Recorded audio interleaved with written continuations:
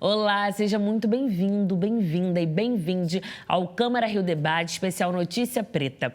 Eu sou a Thaís Bernardes e hoje a gente vai falar sobre os desafios da maternidade e também sobre ancestralidade. E para falar sobre esse assunto, eu recebo aqui duas convidadas, duas mães, mulheres e profissionais que estão hoje aqui com a gente.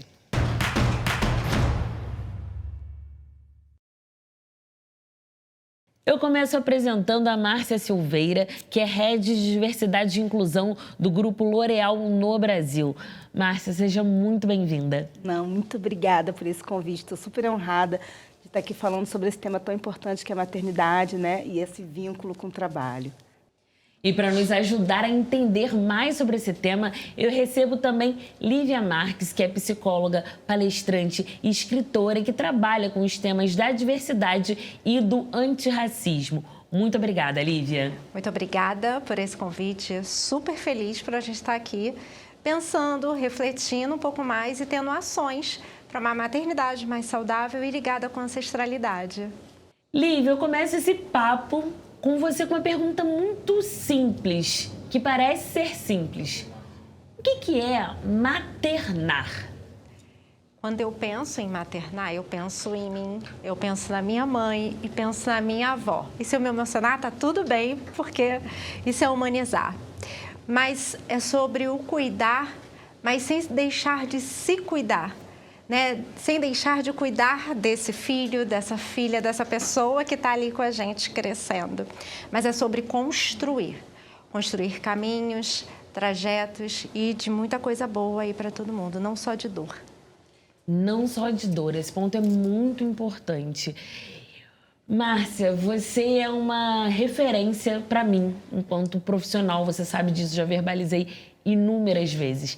E eu conheço a Márcia mãe, a Márcia filha, a Márcia que trabalha numa grande empresa e que tem projetos incríveis.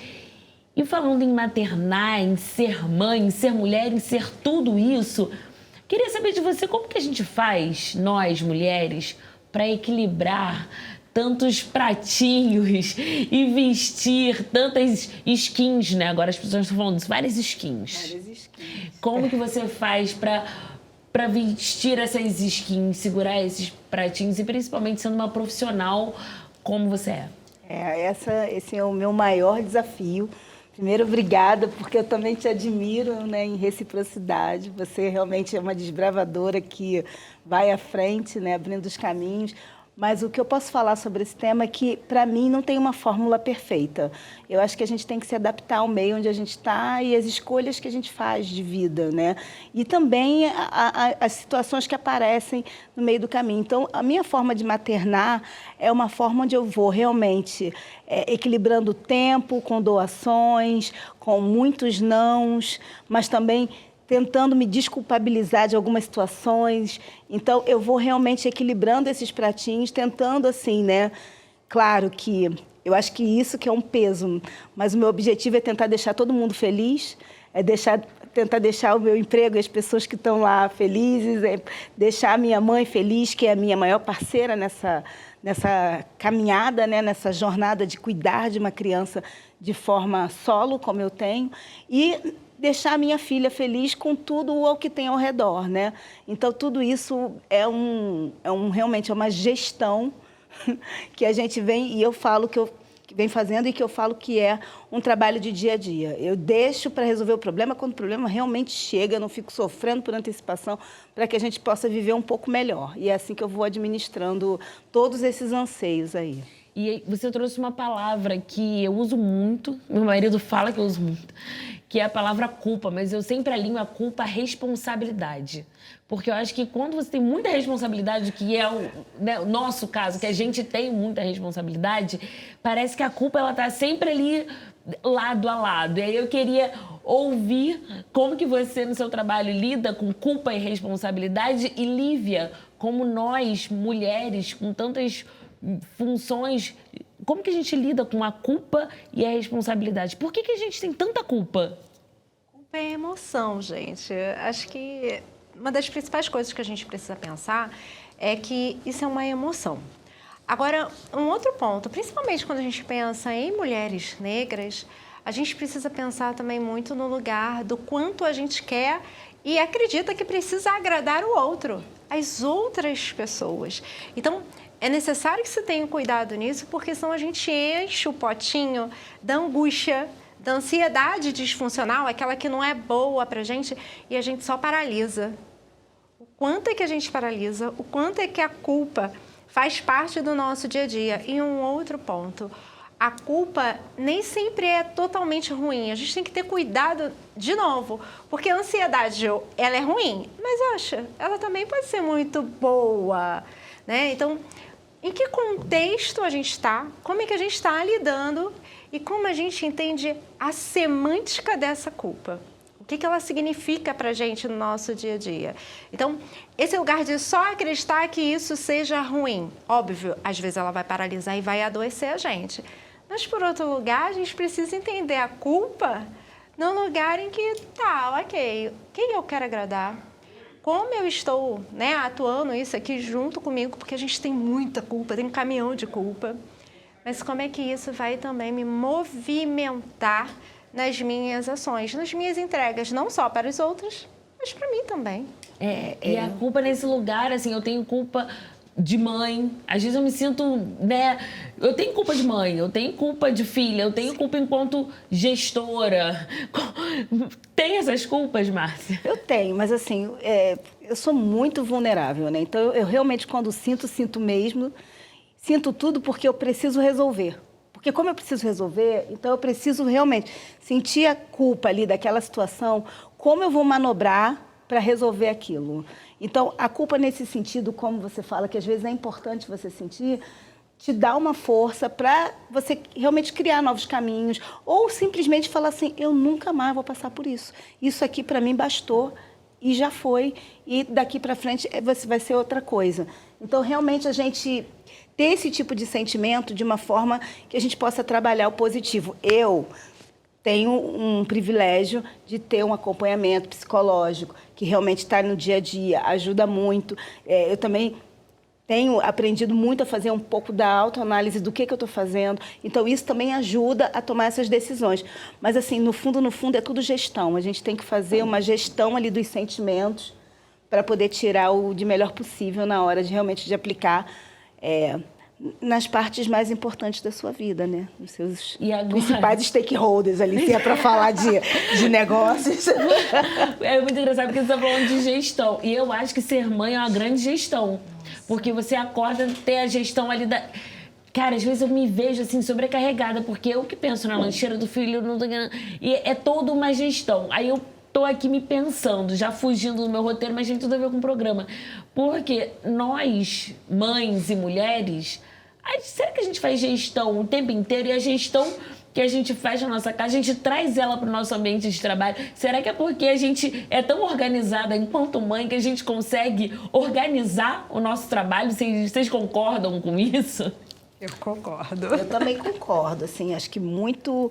Depois que eu virei mãe, né, eu acho que muito do que eu tenho como gestão de liderança, um pouco mais de um ouvido aberto, uma empatia mais forte, uma questão de também dar responsabilidades, né, e cobrar, e a cobrança com relação a isso, como cobrar, como realmente acompanhar. Eu acho que maternidade, para mim, é gerir complexidades. E o que você faz num negócio, o que você faz no trabalho, é gerir complexidades o tempo todo. Então, essa forma de ter um olhar plural e também um pouco dessa questão da ancestralidade, né? De trazer as pessoas para a roda, de botar todo mundo para ajudar a pensar junto, né? Como minha avó fazia, como minha mãe também, vamos resolver aqui, né? Apesar de eu ser filha única, mas tinha aquela coisa de irmandade ali, eu acho que isso também traz um pouco dessa pitada que vai no meu jeito de gerir, assim, principalmente nas minhas cadeiras, que são cadeiras, eu venho de uma cadeira de comunicação, estou hoje numa cadeira de diversidade, eu acho que eu tenho até um pouco mais de liberdade para ir agindo assim. Você percebe que tem a questão do esperançar também? Porque a gente, quando está gerindo e a gente sai desse lugar dos filhos, a gente também está esperançando. esperançar, porque tem o lugar da motivação, do que está conduzindo, do que está movimentando a gente nesse dia a dia, nessas ações que a gente está tendo. Então, até faz com que a gente não pare, que a gente simplesmente não fique ali naquele estado, né? Então, assim, o quanto é que a gente esperança e o quanto é que esse lugar da ancestralidade, da grande roda, desse grande coletivo, também faz com que a gente se movimente para tantas coisas, né? E aí, justamente, Lívia, falando isso, né, que a gente trouxe aqui da maternidade, da ancestralidade, tudo isso, essa ancestralidade negra, tudo isso está muito entrelaçado, formando uma grande teia de conexões históricas. E, historicamente, o lugar do cuidado, ele sempre teve ali relacionado com as mulheres. Mas aí vem uma pergunta. Qual é o papel do homem? Do homem na criação de um filho e também na estrutura de uma família. A gente vai assistir agora uma reportagem sobre esse assunto. Pais Pretos Presentes, para além de mais um coletivo sobre questões relacionadas à negritude e ao combate ao racismo em nossa cidade, é uma causa de vida. Ao saber que seria pai de primeira viagem em 2018, Humberto buscou ajuda nas redes sociais, perguntando se as pessoas conheciam um pai preto presente. Surgia aí um grupo num aplicativo de mensagens que logo depois cresceria e se transformaria numa referência sobre trocas afrocêntricas. O nome do coletivo, Pais Pretos Presentes, né, ele levou muitos homens no início a acharem que era um clube do bolinha, era só para os pais, para os homens. E muitos deles vieram com essa ideia de querer falar mal da mulher, como se fosse um espaço ali de masculinismo, né? E aí a gente percebeu cedo que era preciso trazer perspectivas africanas para essa discussão. Se antes as mães eram as únicas responsáveis pelo processo de cuidado e criação dos filhos, essa situação hoje começa a mudar. Pelo menos no que depender do coletivo Pais Pretos Presentes, que faz reuniões sobre trocas de experiências sobre o cuidado com as crianças da família. É um processo de aquilombamento que discute a responsabilidade dos homens na criação de seus filhos. No continente africano, a gente vê que o homem tem uma centralidade nesse papel. Os homens ficavam ali paternando, ficavam com os bebês, enquanto mulheres iam buscar água, iam buscar mantimento. Além das práticas que integram os membros das famílias, também é feito um trabalho que busca resgatar as referências negras. A gente consegue hoje estimular nos nossos filhos que eles tenham uma própria autoestima a partir do momento que a gente valoriza a gastronomia africana, a cultura africana, contos africanos, músicas africanas. A gente fala muito sobre animações no coletivo para as crianças assistirem, conhecerem também a própria ancestralidade. E a gente percebe que, infelizmente, isso não chega pela escola, nem pelas políticas públicas, nem pela universidade. Eu adoro Humberto. Eu adoro o trabalho do Humberto. Quem não conhece, corra aí para as redes sociais para conhecer Pais Pretos Presentes. É incrível. Lívia, qual é a importância de Pais Pretos Presentes na criação, na construção das famílias? Eu tenho um carinho por esse trabalho que eles fazem, porque é terapêutico e é acolhedor para esses pais. E o quanto de feedback bom eu tenho desse trabalho e dessas pessoas estarem mais no dia a dia, entendendo como é que podem acolher esses filhos, entendendo que eles podem demonstrar para os filhos o que eles estão sentindo. Então, esse lugar do aquilombamento que o Humberto acabou de falar para a gente é tão real. E a gente vai percebendo que esses homens se veem possíveis do cuidado e de receber também esse acolhimento.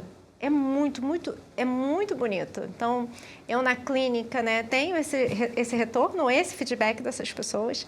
E então tem encantamento nesse trabalho. Encantamento. Como que você vê, Márcia, a figura, a importância, né, dos homens negros, que é importante a gente também falar que, devido a um processo histórico, muitas vezes tem um endurecimento, né, desse homem que vai perpetuando ao longo do tempo. Mas como que você vê a importância dessa figura nessa centralidade familiar? Eu acho que cada pai, né, a mãe, o pai, tem ali sua carga de responsabilidade, sua contribuição para esse crescimento dessa criança, para essa formação de caráter e também para repassar essa autoestima, né? Então, assim, eu realmente, assim, na minha família e na minha vivência, eu não tive tanta experiência de pais presentes, né? Eu tive um pai que ajudava muito, era separado da minha mãe, mas ele não era aquela presença constante, né? Por conta da separação e da mulher ter ficado com mais responsabilidade ali ao longo da vida. E na minha família eu percebo muito isso também, que é uma família que é muito fortalecida pelas mulheres. Mas hoje, por exemplo, eu estou num grupo de amigos, eu tenho um grupo de amigos, e eu vejo como eles estão paternando brilhantemente, assim.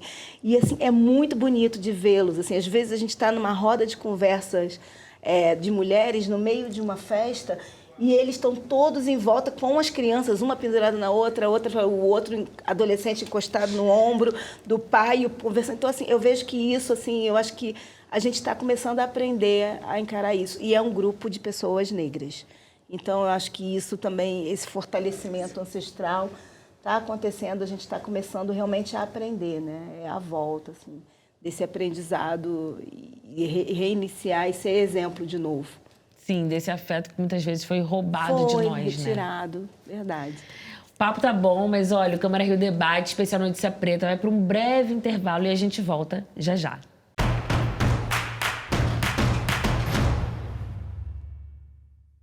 O Câmara Rio Debate Especial Notícia Preta tá de volta. O tema de hoje é ancestralidade e os desafios da maternidade. Aqui comigo estão a Márcia Silveira, que é Head de Diversidade e Inclusão do Grupo L'Oréal no Brasil, e a psicóloga e palestrante e escritora Lívia Marques. A presidente da Comissão de Direitos da Criança e do Adolescente da Câmara do Rio e também presidente da Comissão de Combate à Violência e ao Racismo no Ambiente Obstétrico, a vereadora Thaís Ferreira, ela falou com a gente sobre o tema do programa. Vamos assistir.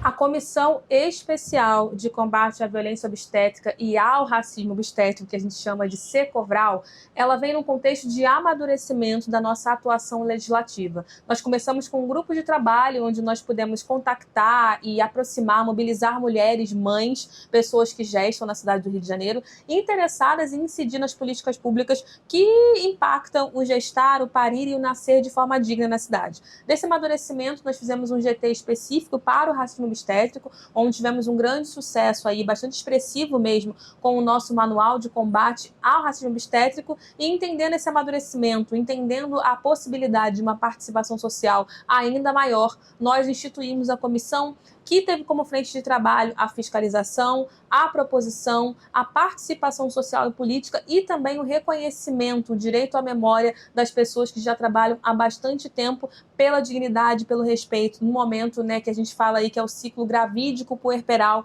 de qualquer pessoa que gesta e das famílias e das crianças também. Então, a gente concentra os nossos esforços dessa comissão em qualificar o atendimento obstétrico e deixar qualquer pessoa que passe por esse atendimento, qualquer pessoa usuária do sistema de saúde e de assistência social nesse momento, livre de qualquer violência. Agora a gente vai trazer alguns dados científicos que demonstram como o racismo estrutural faz parte da vida das mulheres negras no Brasil. Os números, eles são de uma pesquisa realizada pela Fiocruz Bahia e se referem à mortalidade de gestantes e mulheres em puerpério que foram infectadas por Covid-19 ali entre os anos de 2021 e 2022. E foi constatado que a taxa de letalidade ela é maior entre as mulheres pretas, com 17,9%. Já entre as mulheres pardas, a taxa ela foi um pouco mais ali de 15%, lembrando que negros é o conjunto de pretos e pardos. Entre as mulheres brancas, a menor taxa, que é de 13,3%. No entanto, a ocorrência do óbito, ela varia de acordo com a fase materna analisada, apresentando aí uma variação maior durante esse período do puerpério. Nessa fase, as taxas elas foram ali de quase 49% entre as mulheres pretas, cerca de 35% entre as mulheres pardas e 41% entre as mulheres brancas. E aí eu trago esses dados aqui para a gente debater com as nossas convidadas. Vou começar com você, Lívia. Como que você analisa esses dados? E antes de tudo, né? Primeiro, assim, como que uma mulher negra que passa por uma situação de violência obstétrica, como que ela se recupera? É possível recuperar? E depois eu vou trazer esse papo aqui para a Márcia, que tem uma história, né, nisso, justamente para contrapor aí, porque a Márcia, você é uma referência, como eu já falei no início do programa, e no que diz respeito a se reconstruir cotidianamente, até com temas e situações difíceis, você é expert nisso também. A gente vai tentando, né? A resiliência vai construindo as camadas aqui ao longo do processo. E nesse processo de maternidade, eu fui mãe de um bebê, né, alguns anos atrás, em 2005, e quando esse bebê nasceu, ele precisou ir para a incubadora, né, e ficar lá um tempo. E eu estava me refazendo ali muito jovem daquela situação de esperar o bebê voltar sadio, né, segurar o bebê. E realmente estava muito fraca, não estava muito animada, e eu estava numa maternidade super top, né? E uma enfermeira entrou e falou assim: vamos lá, vamos levantar. Ainda mais você que é uma negona. Como você que é uma negona não levanta? E isso foi encarado de uma forma muito ruim por mim, porque eu já estava ali naquela situação, e aí por eu, né? Será que ela falaria desse jeito com outra pessoa? Então, assim, realmente, assim, eu ali como uma das únicas famílias pretas naquele ambiente, me senti muito mal, né? Mas na época era muito jovem, enfim, sim. E hoje em dia essa ficha cai mais, assim. E aí, além disso, também, se recuperar de outras situações que a maternidade traz, como, por exemplo, eu perdi esse bebê 3 meses depois dessa situação. Então, realmente, assim, foi uma perda muito significativa para uma mulher jovem que estava na sua primeira maternidade, e essa casca da resiliência teve que acontecer muito forte, né? O Guilherme morreu, ele broncoaspirou em casa, e aí tive que trabalhar toda aquela fortaleza que a gente conversou aqui, sobre culpa, sobre como vencer, como dar a volta por cima disso tudo. E, de fato, assim, esse cuidado que a gente merece ter, às vezes não vem da forma mais correta, né? E esse foi um caso, assim. E é isso, né? Essa mulher negra sempre nesse lugar de você não sente dor, você é forte, então vamos lá, né? Ser guerreira. Você... É que eu odeio essa palavra, ser guerreira, já cansei de ser guerreira, mas isso é um fato mesmo, né? E isso é violência obstétrica, né, Lívia? Às vezes as pessoas acham que violência obstétrica é só um físico, e não, foi verbal, e isso fere tanto quanto, e tem que recuperar. E como que recupere? Como que a gente faz? Estou ouvindo novamente essa história que ela está contando, e a gente percebe muito o lugar da vulnerabilidade. Olha a vulnerabilidade, ela tinha acabado de parir, né? Você tinha acabado ali, a criança tinha nascido. E não apenas só o fato de ter nascido, mas o quanto você estava fragilizada fisicamente, do tempo, do quanto que você esperou, tudo isso. Então, o teu filho não estava perto de você. Então, a gente tem a vulnerabilidade, só nessa história que ela trouxe pra gente, a vulnerabilidade, o trauma, porque a gente tem que ligar o trauma, e tem essa questão, né, da mulher negra, de você, uma negona, não consegue levantar. Como é que é isso? Então, que necessidade é essa? E a gente sabe qual é a resposta para isso, de mulheres negras terem que ser fortes o tempo inteiro. Um outro ponto quando a gente pensa nessa questão da violência obstétrica relacionada a mulheres negras, a gente precisa pensar também sobre o racismo estrutural e institucional. Então, e para além de tudo isso, a gente tem uma questão estrutura, de como a gente treina, como é que a gente vai dialogar com essa equipe. Isso é um fato. E você vai percebendo que o quanto é que isso vai reverberando, porque isso vai fazendo um movimento de reverberar. Se a gente não consegue entender que saúde mental também é para nós, a gente fica vivenciando esse trauma que vem dessas violências. Então, o quanto é que a nossa rede de suporte, ela é importante. E toda vez que eu falo sobre essa rede, sobre esse coletivo, na verdade, Humberto falou do aquilombamento, a gente sempre traz a questão do aquilombamento, o quanto é que a gente vai reverberando, a gente vai fortalecendo isso, para que a gente possa viver. Eu acho que é muito importante quando a gente fala do viver, porque essas violências, essas opressões, todos esses machucados, porque ficam marcas na gente, na pele, pode não ser visível, mas ficam marcas. Como é que a gente vai autorrecuperar isso pra gente? Então, a gente estava conversando, né? Você traz muita questão de como é que a tua mãe, como é que a tua filha, ela fez a ligação entre isso para que você pudesse fazer esse movimento de ação, de lidar com a sua própria dor, né? Então, como é que a gente faz isso? Como é que a gente reverbera isso? Como socialmente, entre nós. E aí eu falo entre nós. Como é que a população, como é que as pessoas negras, elas se fortalecem? Porque aí a gente traz pra gente. A gente precisa trazer pra gente, senão o mundo vai continuar paralisando a gente. A violência vai continuar paralisando a gente. E, Márcia, a sua história, ela é incrível. E eu fico pensando, eu queria que você compartilhasse com a gente como que você sai desse lugar de dor, desse lugar que você precisou, né, cuidar das suas próprias feridas. Sim. E daí nasce a Márcia Silveira. Eu acho que tem muita relação com a rede de apoio que eu tive na época, que eu pude contar, mas eu sempre tive um foco muito forte no meu trabalho. Meu trabalho, como Lívia disse aqui, conversando um pouquinho antes, meu trabalho é realmente um pilar para mim, sabe? E estar num ambiente de trabalho onde eu possa realmente ser eu e continuar cuidando de todas essas outras partes que eu tinha que dar conta, que eu tive que dar conta, foi o que me ajudou realmente a dar a volta por cima.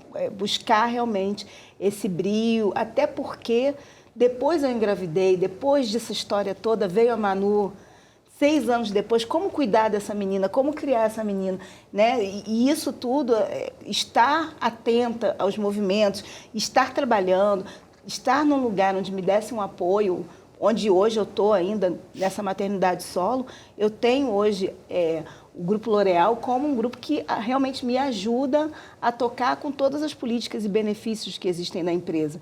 Então, isso tem muita relação também com essa perseverança, né? Eu volto a dizer que eu estou aí, às vezes, né, numa questão de socialmente, uma vantagem social nessa dinâmica do que é ser uma mulher negra em maternidade solo, em violência obstetrícia. A gente sabe que, por exemplo, maternidade solo, eu vi um dado agora do Datafolha que 50% das mães no Brasil são solo, né? E aí, quando você olha, dá em torno de 11 milhões de mulheres.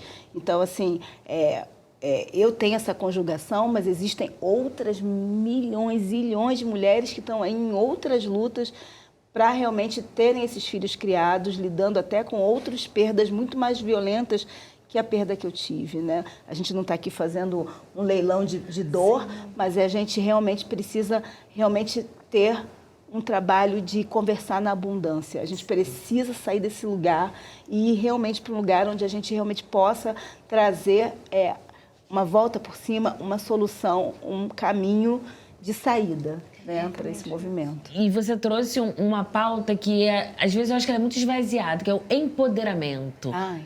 Tem que ser empoderado. O que é ser empoderado? Para mim, empoderamento é ter trabalho. Porque muitas vezes, né, as mulheres, elas têm os seus filhos, não tem uma rede de apoio, não tem com quem deixar, não tem creche para ficar com seu filho, e aí ela acaba perdendo um lugar que para mim e para você também é um lugar que me dá força, que é o meu trabalho, que é ali que eu sou a Thaís, né? É ali que eu construo, eu me sinto realizada. Meu filho, ele uma vez perguntou assim: mãe, o que você gosta de fazer? Eu falei: eu gosto de trabalhar.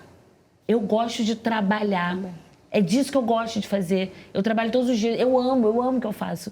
E qual é a importância desse lugar para as mães, Lívia? esse lugar do trabalho, né? Porque às vezes a mulher ela é vista só como mãe, tipo, eu sou mãe, eu não posso ser uma excelente profissional, sabe? Como que é visto esse lugar do trabalho para nós mães? Ele tem a questão da individualidade do coletivo. A gente vive falando do outsider, enfim, né? Mas ele tem a questão da tua própria individualidade de construção, do teu valor, porque aí é valor seu. Independente de julgamento, ele é valor, ele é pilar. Então, para você vai fazer sentido, vai mexer com uma coisa aqui dentro de você que faz com que os seus olhos brilhem, que nem ele está fazendo agora. Então, para você, ele tem importância. E para a coletividade, que aí tem o teu filho. Tem como, por exemplo, a gente estava falando das nossas filhas, em que elas se percebem possíveis naquilo. As amiguinhas, os coleguinhas, as pessoas que estão... Desculpa te interromper, Márcia, me contou outro dia, não foi que as amigas da sua filha falaram, nossa, a mãe dela trabalha na L'Oréal e tem, tipo, as amigas da filha dela têm você como uma referência para elas, né? Não, isso é o mais legal, essa questão do seu papel, porque, mais uma vez, né, eu sou head de diversidade, né, uma pessoa que cuida ali de uma cadeira, de uma multinacional, que é uma multinacional muito voltada para o feminino. Isso tudo vai contaminando todos os ambientes onde você está. Né? Realmente, assim, quando elas me veem como aquela pessoa que está fazendo a diferença na vida delas também. Elas falam para Manu, eu vi sua mãe, ela foi para Paris, lá na L'Oréal. E assim, é o meu trabalho. Manu ficou 10 dias com a avó dela, né? Só com a avó de 75, vamos embora. E eu estava lá trabalhando. Então, assim, é essa construção, é esse exemplo, esse legado que eu tenho que deixar. Assim, é essa a minha responsabilidade. Esse é o coletivo. Como pessoa, é meu valor. É o valor que eu aprendi com a minha mãe, com a minha avó. Enfim, com essas pessoas que têm que trabalhar, né? A gente não vive de herança, né? A gente não vive nem de administrar a herança, porque também é um trabalho, né? Eu gostaria de administrar uma herança, mas nem isso. Então, a gente tem que trabalhar a força motora mesmo. E virar referência, que é o que vocês são. Para mim e para várias pessoas, vocês são referência. Eu tenho orgulho demais de poder compartilhar desse tempo de vida, né? Quando eu falo esse tempo de vida com vocês duas, com quem eu aprendo muito, muito, muito. Eu acho que você que está aí em casa também aprendeu muito hoje com a Márcia Silveira e com a Lívia Marques. Eu agradeço a presença de todos, todas e todas aqui. Muito obrigada, Márcia. Muito obrigada, Lívia. Obrigada. E você também pode acompanhar o conteúdo deste programa e muitos outros nos podcasts da Câmara. Veja também outras notícias nas nossas redes sociais. É só digitar @Câmara Rio. Por hoje a gente fica por aqui. Até a próxima. Tchau, tchau.